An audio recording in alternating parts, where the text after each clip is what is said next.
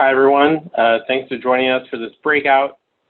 We just want to give folks a few minutes in between to take a quick break from the screen, but we're going to go ahead and dive right on in. So when thinking about development planning, development strategy, and then kind of the inherent financial decisions within it during COVID, we'll talk about first some trends we're seeing, so some background information that should be helpful when kind of making your development plans or kind of financial plans right now. We'll talk a little bit about some of those financial decisions that, again, are going to kind of impact our development plans, and then we'll end our session this morning on kind of development strategy itself right now, on how to kind of make that plan. So kind of background info on trends, a little bit of financial planning, which is going to impact our development plans, and then finally development planning itself. So first, kind of high level, some of these stats you've probably seen depending on some of the other sessions you've elected to attend during the summit. But we know that, pretty much any financial plans we had have changed. Related to that, any development plans we have had changed, right? So whether, we're on kind of a calendar fiscal year or we just set our budget and development plan for the next year, already those things are probably shifting kind of constantly at this point. 3/4 of our nonprofits have had to dramatically shift how they fundraise, over 70% facing financial challenges, 80% facing threats to their stability. So we know this is an urgent issue, right, to think about and plan for. So like I said, we're going to start with going with some trends through some of the major kind of fundraising buckets that we know you all are considering. With that background information, we then will go into some financial planning advice, and then finally end on kind of the development plan itself. Especially on the trends, if you all have any questions throughout, feel free to ask, and I will get to those kind of as they come up a few different times in the presentation. So first and foremost, we're going to start with individual donors. So individual donors, in typical, are slightly more stable than other sources. And there's a few reasons we say that. One is just because for most of us, we have enough individual donors that even if a handful leave, the majority are going to remain, right? Whereas if we think about our foundation partners, it only takes 1 or 2 shifting their funding before we have a really big crisis because the size of their gifts are so much larger. So that's part of the reason we talk about stability. The other part is that if donors were kind of loyal to you before a crisis, they typically are going to remain during a crisis. We don't see a lot of donors flee, and we'll talk about that here in a moment. So for this, we can't really just look at kind of donors overall. I will say at the end of this slide, I will tell you that typically we're expecting overall individual donations to be down by about 20%, is what average we're hearing from our nonprofit partners. But that's going to look a lot different for every organization because it's not the same for every single donor. The first category of donors we're thinking about are major donors who have been giving for a couple years. That's what we mean by loyal. So these folks are kind of least likely to be economically impacted, obviously, although their priorities might shift. These are people typically, when we say major donors, that are probably giving you kind of $1,000 or more a year. Typically we let folks kind of define major donor, but when we're talking about it for kind of these trends, it's usually folks that have the capacity at least, even if they're not yet, giving you $1,000 a year or more. So even though they're not economically impacted, their priorities might shift, but typically if they've been a major donor to you and have been giving for kind of 2+ or 3+ years, they are very unlikely to kind of stop giving. There's a chance that depending on their priorities, they might have flat giving, so you may not be able to ask for an increase this year. We might even see a slight decline in some of those gifts, so maybe like 4,000 instead of 5,000, right? But we're not seeing necessarily those donors kind of leave in most cases. Typically, during kind of past crisis, we see organizations retain kind of 80 to 90% of these donors, so quite a big chunk are going to remain. You're going to get closer to that 90% the more engagement you do. Basically, if you're able to talk once or twice to these folks, it's very unlikely that they're going to kind of totally leave the organization in terms of being a supporter. The great thing about this also is that this group that's pretty consistent during a crisis typically represents about 80% of your donation value. So the Pareto principle here, right, that 20% of your donors represent about 80% of your donation value. So a lot of these folks are going to represent a big amount of our individual giving, and they're going to be pretty steady and consistent. The second group we're thinking about when we think about individual donor trends right now are those middle level donors. They're probably giving kind of, $200 to maybe like $700, $800 annually. and they've been giving for, once again, 2 years or 3 years, right? New donors, we'll talk about in a second, but are going to be a little different. They are more likely to be personally economically impacted, or at least economically stressed, right? So it's not always that folks have lost a job or have had an economic loss yet. But during economic crisis, it could be that they have job insecurity, right? So they're still employed, they're still kind of making the money they typically would, they still could theoretically give, but they might be feeling less generous because they're less certain about their economic position. Conservative forecast would be that you're going to retain about 40 to 60% of these folks. You know, that sounds bad, but typically the average donor retention rate in the country is 49%, right? So on average, we lose half our donors every year anyway. Small nonprofits typically do better than that. But during a time like this, we would expect definitely not to lose kind of more than half in most cases. And we may be able to keep kind of 60, maybe even 2/3 of these donors in the fold. This group is going to be the one that's most impacted by your engagement efforts. Pretty much anyone that's at the major donor level for any nonprofit is getting engaged, right? All of us talk to all the rich people that give to us. But that middle level group is organizations that are really good at development and really good at donor engagement. They're the ones that are reaching out to those folks. Other organizations aren't. And those donors are going to give to the ones that are reaching out. So this group, it really matters that we're inviting them to those donor briefings, small group meetings, doing some one-on-one volunteer calls with them, sending a thank you letter, whatever that looks like, but making sure we're engaging them right now. And they typically represent about 10 to 15% of kind of the philanthropic pie for organizations. One thing I would encourage you as an action step after this, think about your donors in these three categories and figure out what percentage of your individual donor revenue they represent, right? So if you're more grassroots than major donors, you're going to have a very different kind of individual donor outlook than someone who just has mainly major donors and not many grassroots donors. The final category of individual donors we're going to talk about are new donors and grassroots donors. So folks that typically give $100 or less a year, or folks who gave to you for the first time in the last 12 months. Why we're talking about these two together is because they're both kind of most likely to be economically impacted, right? And they're also most likely to shift their giving, right? So if I'm only giving you kind of $50, $75 a year, maybe that represents, you know, I only am able to donate $200 a year total. I might be shifting all of that to what I deem as most urgent, right? Trying to get the most kind of bang for my buck here in terms of buying impact. So a lot of times folks are going to be looking there at maybe shifting those small dollar donations to frontline support, right? And also a lot of these folks might not be able to give right now. These are going to be the folks most likely to have lost a job, most likely to be facing economic insecurity. And while it depends on donor stewardship, conservatively we would estimate retaining about 1/4 to maybe 40% of these people. And often they represent about 5 to 10% of our kind of overall kind of philanthropic pie for individual donors.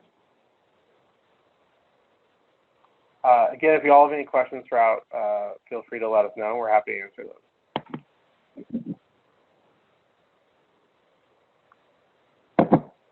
Moving on to the next bucket that we think about when doing development planning, foundations. I know there's a couple breakout sessions, one concurrently right now on foundations, so there's plenty of content during the summit, so I won't spend too long on this. I'll say a few high-level things about it. Definitely need to be engaged just like major donors. We should be talking to our program officers as much as they'll let us and sending them kind of monthly or bi-monthly updates, right? Especially if there's any updates about kind of major shifts to our programs as we decide on our fall programming. All those things are pretty much any update we think a major donor should know about, we should also probably send to our program officers and our foundation supporters.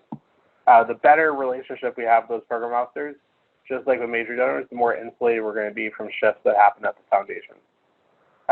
In terms of kind of shifting priorities, it's still a little early to know.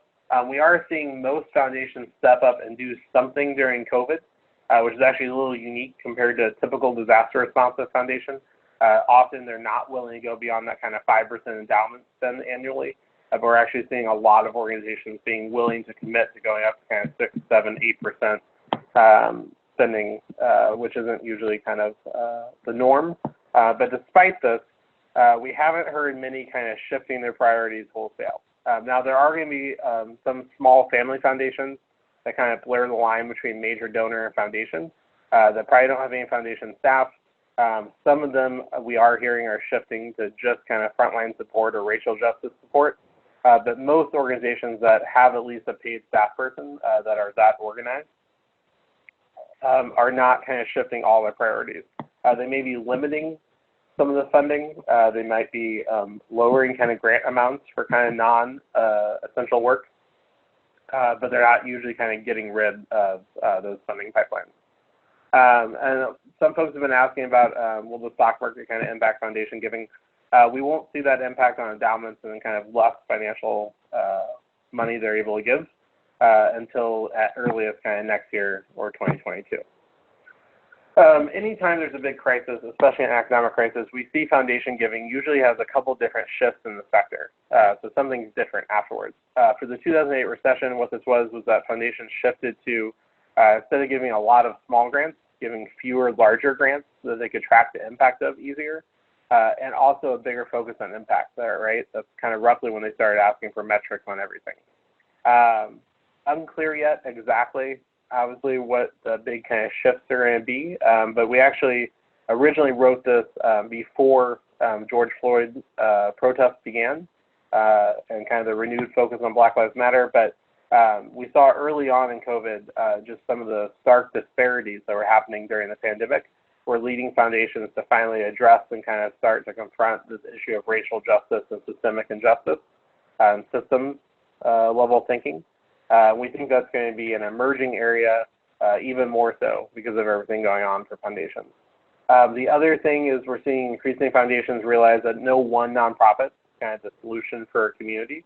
This kind of multifaceted crisis we're in is leading organizations to realize collaboration matters and nonprofits understanding and being able to explain how they fit into the ecosystem, right? So we provide this after-school program, and we know that that's part of this overall picture of support for the students, and here's how we fit into it. So not necessarily having that collaborative answer. You don't have to be working with every single possible nonprofit and have all these kind of perfect partnerships, but you need to be able to think about how you fit into that system and how you kind of are receiving folks and kind of sending folks out into that system.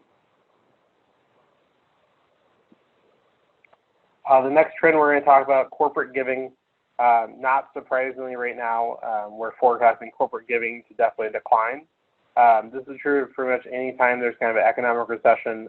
One of the first budgets corporations cut usually is their kind of CSR, community support budget. And with the giving they do is typically very structured around the crisis itself, right? The most corporate giving that happened during the 2008 recession was not surprisingly focused on kind of adult education, jobs, economic recovery, food insecurity, housing, because those are the things that are going to get the most press, right? Corporate kind of giving typically follows a really strong kind of PR notion about why they're doing it in the first place. So that's going to be true right now as well. So corporate giving is largely going to focus on direct COVID-19 support as well as racial justice work right now.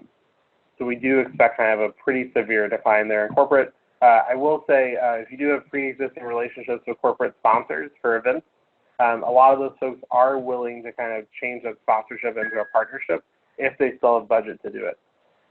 So it's not that they don't necessarily want to continue to support your work, but it's going to be a slightly less priority for them.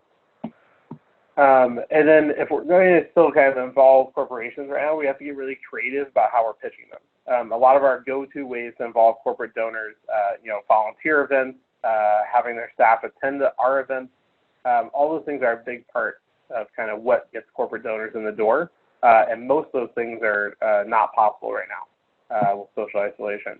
So it's really important to kind of get creative on those engagement options. Are we offering kind of webinars on social issues that matter to their staff right now? Are we looking at board opportunities or junior board opportunities for some of their employees? Are we trying to find new ways to kind of market their support at our digital events? Can we talk about kind of the digital assets we can offer them? But we really need to get kind of specific, focused, and creative if we're going to try to engage corporate partners.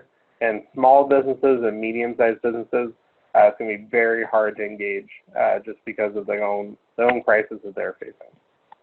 The next trend we're going to talk about here, fundraising events. So this is going to be largely virtual events for the time being, right, for kind of the rest of 2020 in most cases, depending on where you are around the country.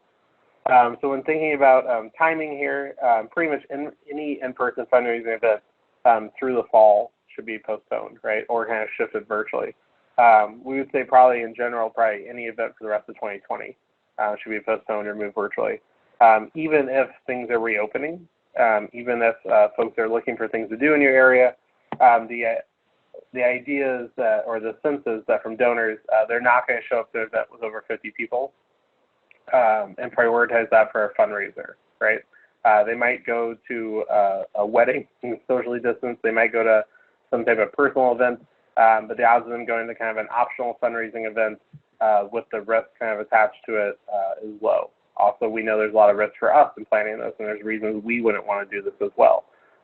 Both those things combined means probably most of our events in 2020 calendar year are going to be virtual if it's over 50 people. If we are going to be booking events for the spring, we're really just encouraging folks to book flexible contracts. We've already been getting asked, we plan to do our fundraiser next May. Do you think it's going to be okay? We obviously, like the rest of us, have no idea what it's going to look like, right? So it's really important, and most event venues we're actually seeing do a pretty good job of creating much more flexible contracts than they typically had in the past, but make sure that there's kind of opt-out clause or that you have kind of right of first refusal, that you have some flexibility there in the contracts you're signing for events through probably kind of May or June of next year even. If we're doing a virtual event, we teach kind of whole workshops on this, so I won't go too deep, but happy to answer any questions you all have on virtual events. Right now we have some time if you'd like to, but many groups are moving events online, right? So a lot of nonprofits have done virtual events right now. If you haven't attended one or hosted one, I recommend just attending some nonprofits' virtual events. After you see a couple, it helps you kind of understand what's possible a bit more. But there's three real types of a virtual event that we could be thinking about doing. We can do a live stream virtual event. This is where the majority of the content at the event is going to be happening live, kind of like the session we're doing right now, right? So anything that's kind of where the majority is kind of live video that people are watching happen kind of in real time. Recorded programming. So this is one where we're playing mainly videos we made prior. We might have some live component. Maybe the appeal itself is live, but most other things, the majority of content is recorded. And then finally, some people are just kind of not trying to replicate that event at all and just doing an online fundraising campaign, ranging from a 24-hour campaign to a week-long to even a month-long campaign, which is going to look pretty different.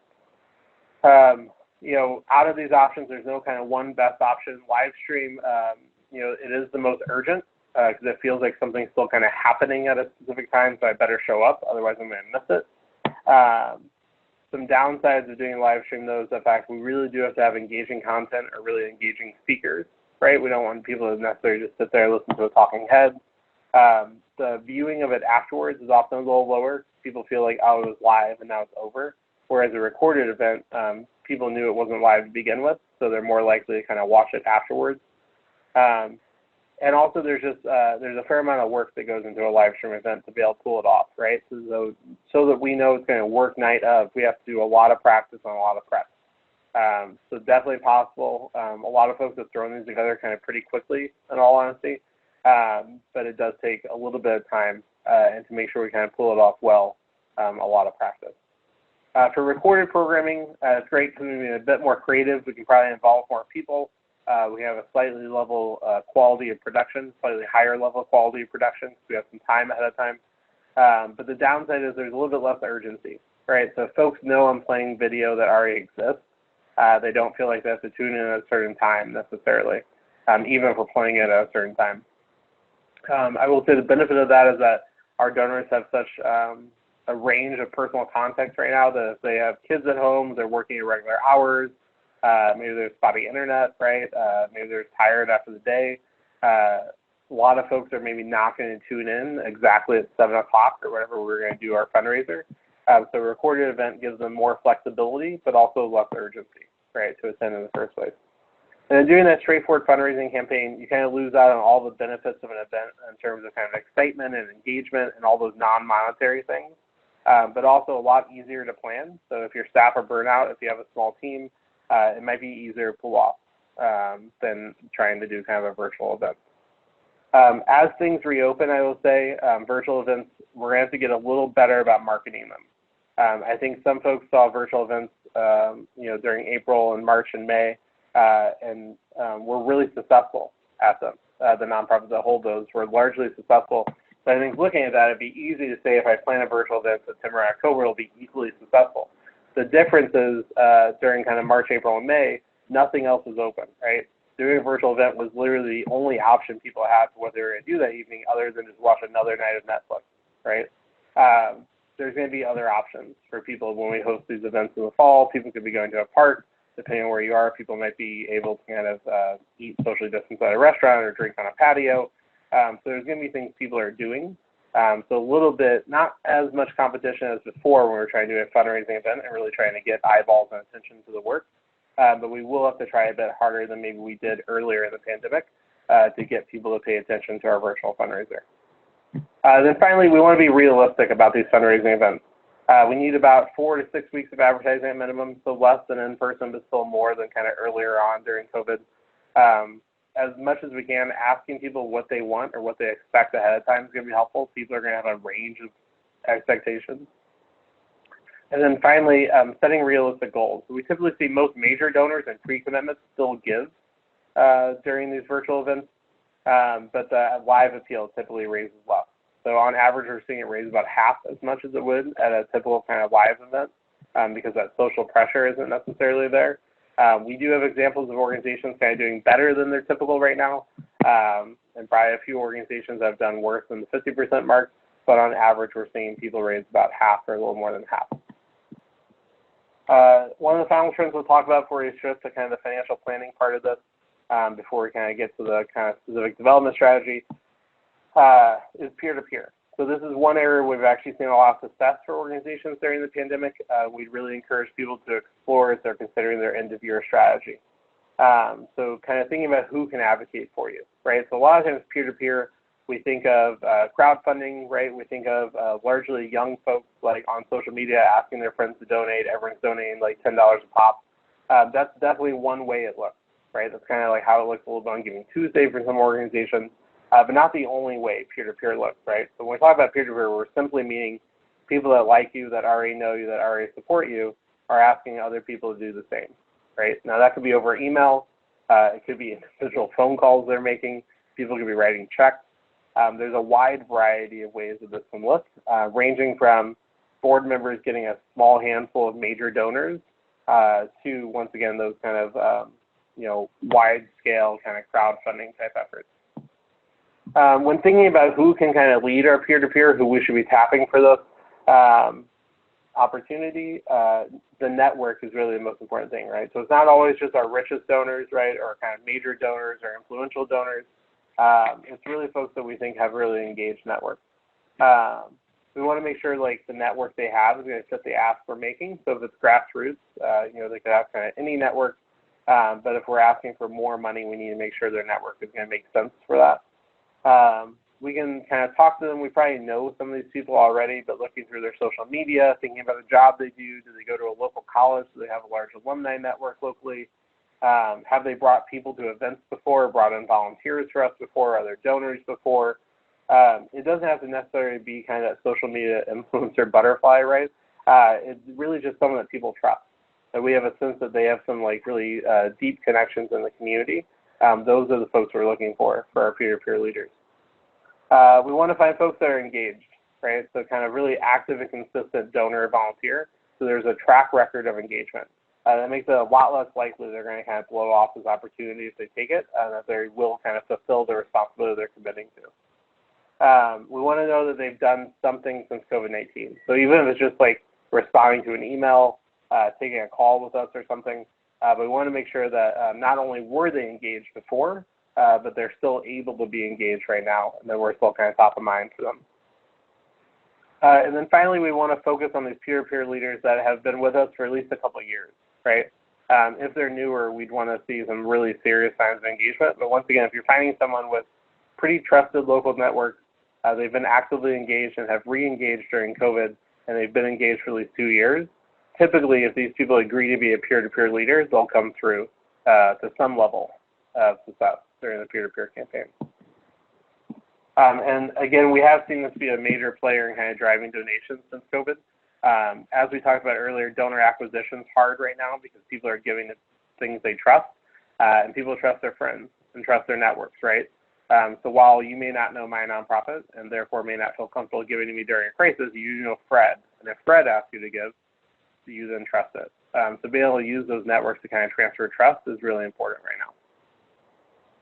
Someone was asking if anyone's done a virtual event they'd like to share. I'd love to encourage folks in the chat. If you have done a virtual event that's gone well, please describe it in the chat and share. The more examples we have, the better of this. We've seen this take a lot of different versions, from kind of a virtual formal gala to doing a virtual family game night and everything in between. So feel free to kind of share those examples in the chat. So shifting a little bit from some of that background info, and here's what we think is going to happen at a macro level. Now we need to take it to the micro level about kind of what's happening at our organization specifically. We'll combine these two things into our development plan. So obviously our fundraising strategy for the next year, even the next 4 months, is going to be heavily influenced by the trends we just talked about in terms of kind of giving in general. But it's also going to be influenced by what we need and by what our financial reality is at the organization. One of the biggest things we can be doing financially right now as it relates to our development strategy is really analyzing our cash flow, right? We know it's typical one hallmark of nonprofit business is that we have really weird cash flows, right? When you're kind of a for-profit business, you typically have pretty reasonable sales. Maybe there's some seasonality to it, right? You know, you sell champagne, you sell a lot more at the end of the year, right, around New Year's. You know, there might be some trends and spikes in giving, but typically you're kind of making about the same amount. For nonprofits, we know we make the vast majority of our money at end of year.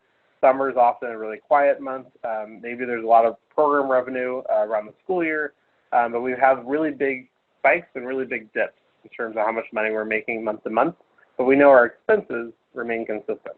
So it's important we're looking at our finances not just as, are we going to shake out okay at the end of the budget season, but are we going to shake out okay kind of month to month here. So when we think about kind of cash flow and as it relates to our development strategy, this is basically making a monthly projection for our finances for the rest of 2020. And if we haven't done this yet, we really should be as soon as we can. How we do this, if you haven't done this before or haven't really thought about cash flow before, we start with the cash on hand, right? So the cash we have right now, any assets are kind of easy to access for us. We make a list of kind of recurring or planned expenses during the next month, right? So during the month of August, for instance, right now, we write down kind of any expected revenue we expect to get during the month of August. So this would include grants that we typically get awarded in August that we think are likely to continue this year, donors that historically have given during the month of August, other kind of program revenue or contracts we expect to realize during the month. Then we calculate this by taking the money we have, adding the money we expect to get, taking away the money we expect to spend, and we have our new amount that we expect at the end of August, right? Pretty straightforward. And then we kind of do this repeat, right? Take that new amount, do this again for September, October, November, and December. We know things are going to shift, so that's why we're only recommending doing this kind of 5 to 6 months at a time right now. You can do it for the full year, but we also know trying to predict what's going to happen next March is going to be really difficult, right? So as things shift, we should update that projection. So at the end of every month, we should look at how we actually did during August compared to what we expected, and then kind of recalculate for the following months in 2020. In addition to doing just that cash flow, this is actually a really good opportunity for us to learn a little bit more about our money right now at the organization, right? So especially for any of us that both are focusing on development, but also pretty tied into our organization's finances. And I would argue right now, especially, it's really important that any of us working in development are pretty aware of our organization's finances. On the revenue side, we want to be really conservative on any uncertain sources, right? So what we don't want to do and where we see cash flow goes wrong is like, oh, well, I'm applying for a grant in September, right? Even if we get it, we know we're probably not going to be awarded that until maybe November, or December, or January. And if we don't know if we're even going to get it, we definitely shouldn't be including it, right? So the only thing that initially goes in are things we feel very strongly about, so kind of like 90% or more certainty. There's ways we can include kind of partial amounts for things we're uncertain about. So if I think there's, you know, a 70% chance, 75% chance that this donor is going to come through during August, maybe I'll include, you know, 70% of the amount I think we're going to get, or even a little bit less than that. Typically for, I think the rule in the sector is if it's lower than 50%, don't include it. For myself, I prefer not to include it if it's lower than 70%. And that's once again because I'd rather be happily surprised by revenue that shows up than sadly disappointed by revenue that doesn't. Things we're definitely going to include, likely grants, right, they've been getting for a while, long-time donors that we don't have any reason to think they're not going to give, and any accounts receivable, so kind of contracts or kind of pledges that are already out there that we know we're going to receive during the month. And if we have some uncertain program revenue, so one thing that could change this is, right, if we're doing kind of earned revenue from some of our programming, maybe we get government contracts or some of the programming work we do, we might need two different models right now of our finances if we don't know what decisions are going to happen, right? So in Washington, D.C., if you're an education provider, they still haven't made a decision about what the school district is going to do. So it's really important for those organizations then to probably have two different financial models. One, if they do in-person programming, one, if everything is virtual. For expenses, the biggest thing we need to do here is really differentiate between those recurring monthly expenses we have every single month and one-time expenses. What we mean by one-time is just that there are choices we get to make, right? So either program supplies or maybe, once a year we do this event and we have money that we need for it. But they're kind of not necessarily optional because they're required for our programming, but they're not monthly in nature, they're recurring in nature. We want to make sure expenses fit the revenue plan. So what we mean by that is if in the revenue analysis, we're banking on doing all of our programming virtually, our expenses need to fit that. And we shouldn't be kind of expensing for kind of in-person supplies, right? Making sure the two kind of speak to each other and line up. And I'd really encourage everyone to try to get a really good sense of that monthly recurring number, right? So, payroll, benefits, rent, utilities, debt service, those things that you're paying every month no matter what right now, and knowing that exact number. Because that's one of the big things that's going to help you in your cash flow, but also help you in kind of your expense prioritization.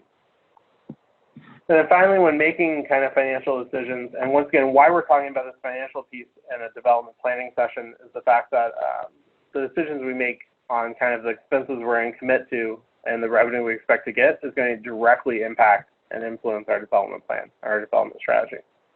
So we know the majority of nonprofits have actually had to delay or cancel significant funding or strategic decisions, right? So that ranges from bringing in new staff people to doing a strategic planning project, rebranding. All those things have been kind of delayed or canceled. So thinking about, are we going to try to pick those up in the next 6 months, or are we going to push those back even further? Thinking about what we can afford both now and also for the next few months. That's why this cash flow is so important. Just because we could do something now doesn't mean it's the right decision for us in December. And then finally, as we're making these decisions, making sure we're kind of letting the team know as much as we can and kind of giving as much insight early as we can. For that expense decision making, which is going to be really important, right? Because the more expenses we have, the more money we're going to have to raise. So it's important to think about how we balance those two things, being realistic on both sides. If you are looking to kind of cut expenses, find kind of cost savings opportunities, the way we typically encourage folks to kind of think about their expenses is kind of in a 2x2 graph. So charting things against budget impact, right? So is it really going to make a significant financial difference if I don't spend this money? And organizational impact. So is this going to make life for my clients or staff a lot better or a lot worse? So when thinking about this, there are some costs that fall in that kind of not really big budget impact, but also not really a lot of organizational impact. So things like travel costs right now, not really going to matter if we're not traveling. Meeting space, once again, probably not using it. Dues and subscriptions, maybe a little bit of hassle, but probably not a ton. Some optional tech we might have. All these are things we could cut, we might as well consider. Probably aren't going to make a huge difference, but no reason not to kind of tighten the belt a bit. There's some category of expenses that are going to make a big budget impact. They're pretty expensive, but not really going to cause a lot of organizational pain for staff or clients. So transportation benefits, right? New things we're going to launch, the things we're going to start, we can just delay those. That's going to have some pretty significant cost savings. And often, while not going to make life as better as it would have been for staff or clients, not going to make it markedly worse right now. Strategic projects like strategic planning and consultants in a lot of cases. The things we want to keep, which are sadly often some of the things we first cut, are things that probably aren't going to have a huge impact on the budget, but are going to cause a lot of pain for staff and clients. So thinking about salary reductions, right? So we saw a lot of folks at the beginning of COVID kind of do, everyone on the team gets a $5,000 pay cut, right? In the grand scheme of things, if you're $1 million organization, for instance, and have 5 or 6, 6 or 10 staff, that's probably not actually a lot of money, right, annually, but it's going to cause a lot of pain and a lot of kind of struggle and be a pain point for your staff.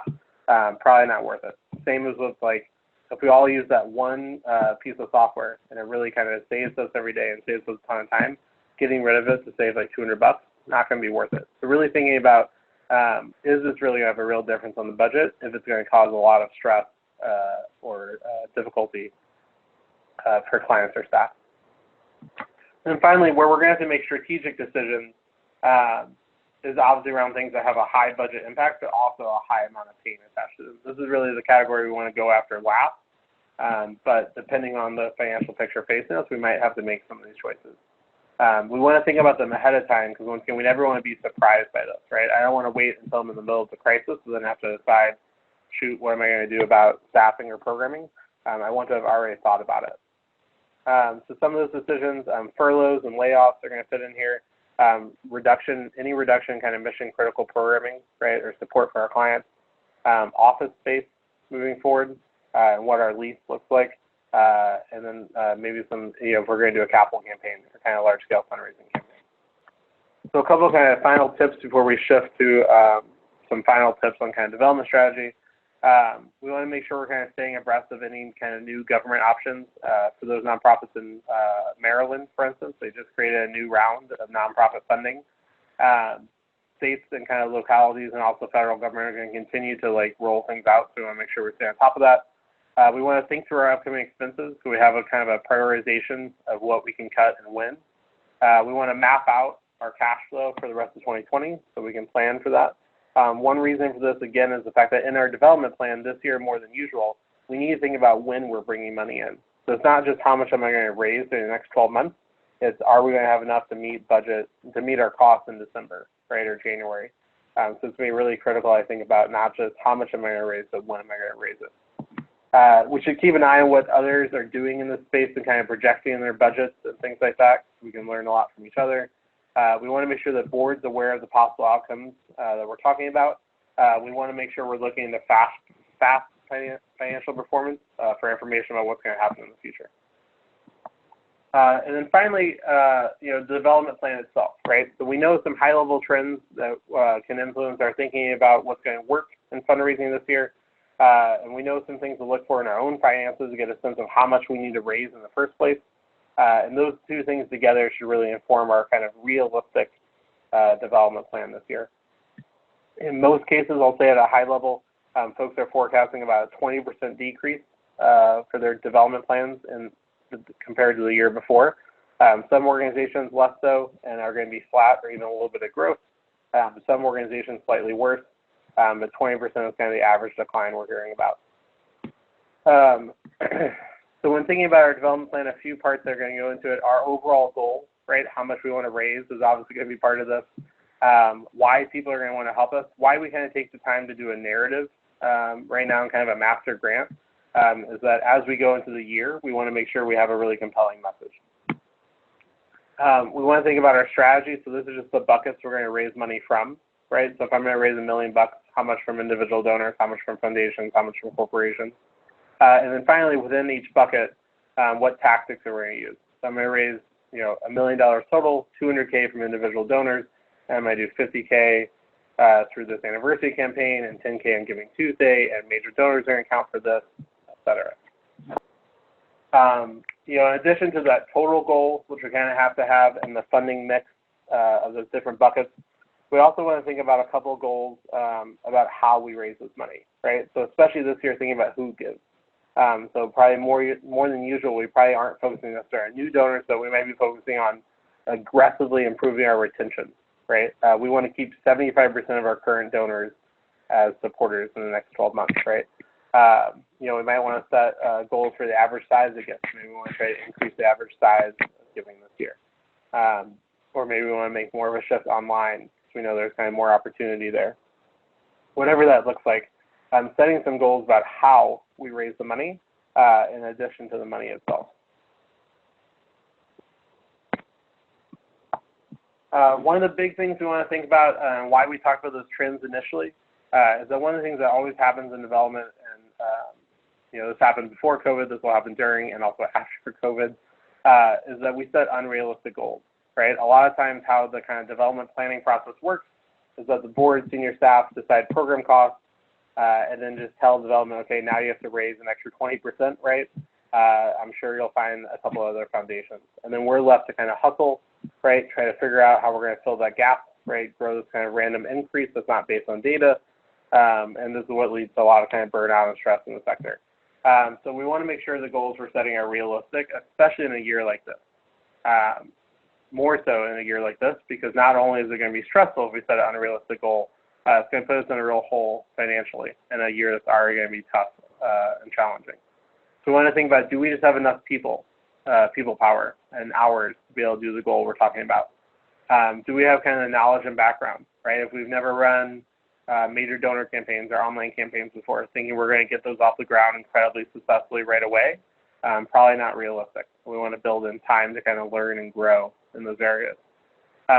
Do we have the ability to cover the upfront costs, right? If we want to do this large-scale direct mail campaign, can we actually afford it right now? Do we have kind of the liquidity to be able to do that? Technology. A lot of times we get this around people wanting to attract specific types of donors.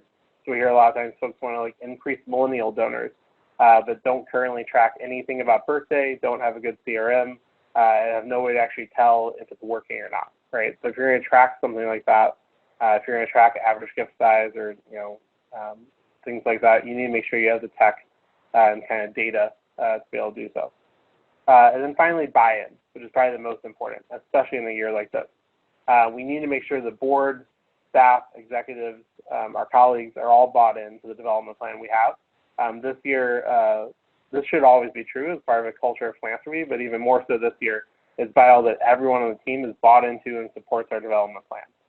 This is going to be just as important as our strategic plan this year, right? We often talk about the strategic plan, kind of the GPS, about where we want to go. The development plan is the gas in the car, right? And if we don't have the gas, we're not going to go anywhere. So it's really important the whole team is kind of thinking about this and kind of actively engaged in it. Someone was asking about how to kind of set that overall goal, right? How do I choose how much? The number one thing is to just look at kind of what we did last year, right? And then look at these trends. So, how do we perform last year? Given that, what do I think we could realistically increase this year?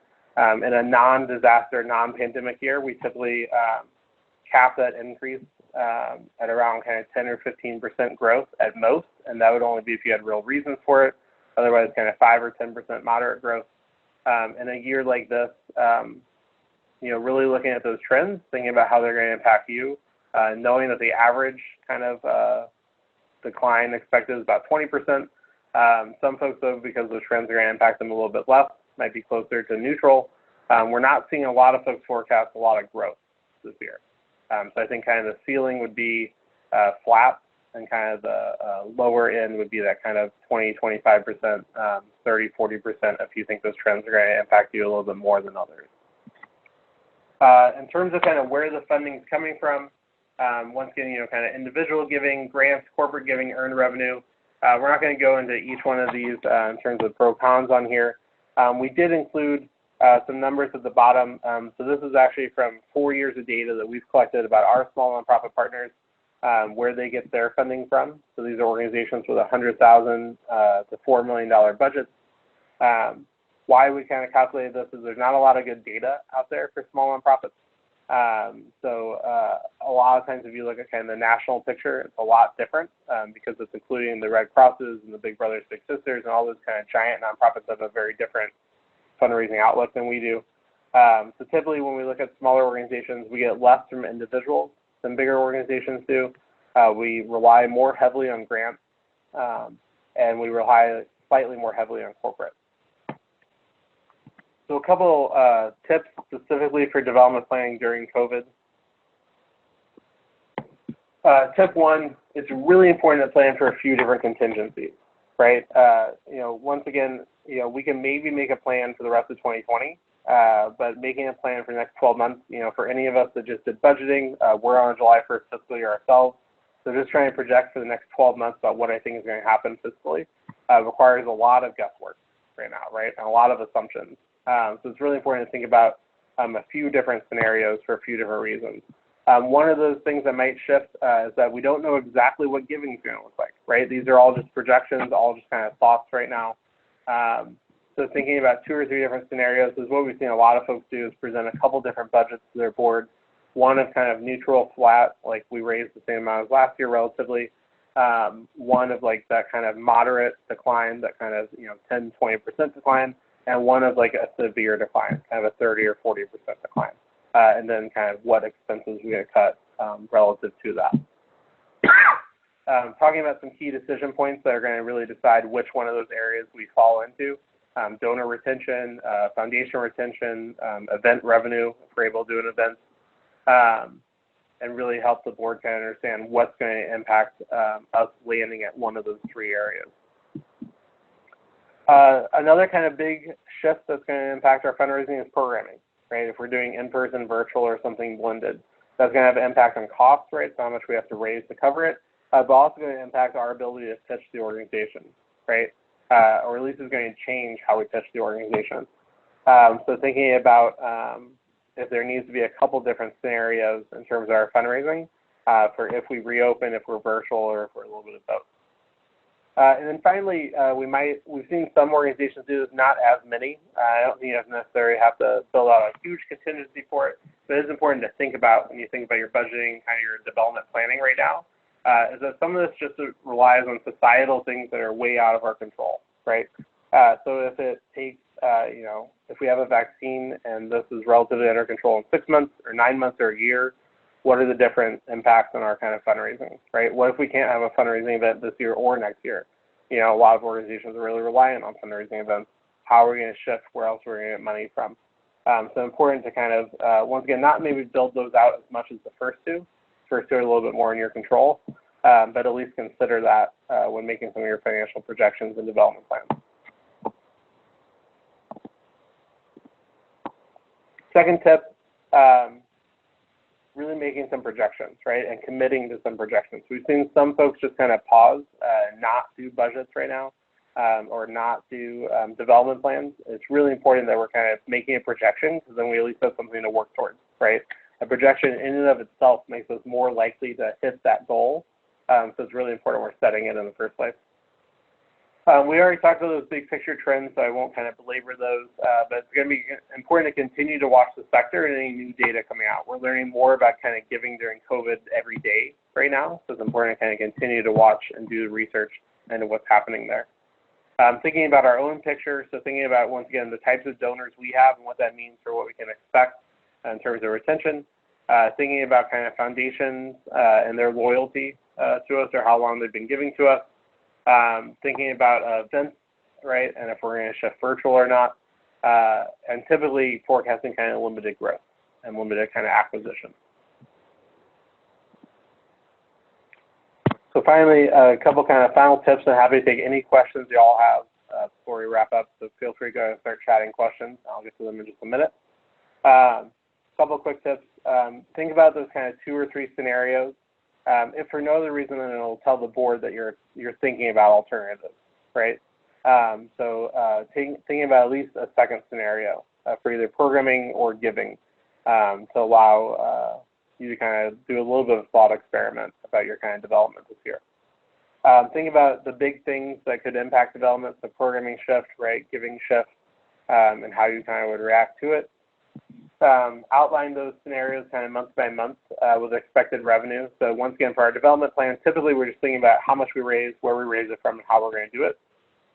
This year we really need to add kind of month by month to that as well, right? So what money do we expect to bring in September and October and November and December, being really specific with that.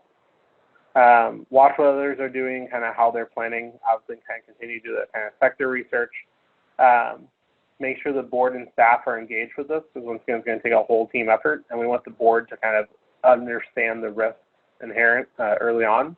And then finally, whatever plan we make is probably not going to be right long term. So especially if we make an annual plan, at least quarterly, setting up a kind of formal review of it and seeing, does this fit? Should we readjust? With that, we'll take any questions you all have. Great. All right. Well, thank you all for joining us, and we'll see you at Making the Ask a little bit later.